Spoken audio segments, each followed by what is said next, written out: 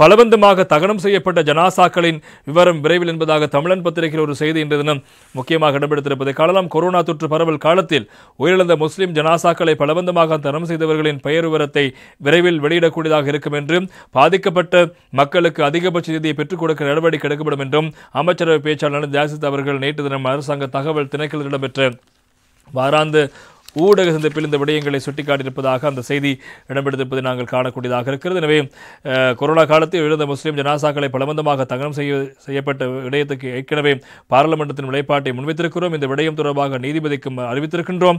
தகனம் செய்யப்பட்டவர்களின் பெயர் விவரத்தை வெளியிடுவதில் எங்களுக்கு பிரச்சனை இல்லை. இது தொடர்பில் கடந்த அரசாங்கம் தவறான தீர்மானத்தை எடுத்திருக்கிறது. அந்த தீர்மானம் தவறான என்பதையும் அவர்கள் ஏற்றுக்கொண்டிருக்கிறார்கள். எனவே எங்களால் விரைவில் பெயர் விவரத்தை வெளியிடக்கூடியதாக இருக்கும். கடந்த அரசாங்கத்தால் எடுக்கப்பட்ட தீர்மானம் என்றாலும் அரசாங்கம் என்ற அடிப்படையில் அந்த தீர்மானத்தை குறித்து கவலை அடைகின்றோம்.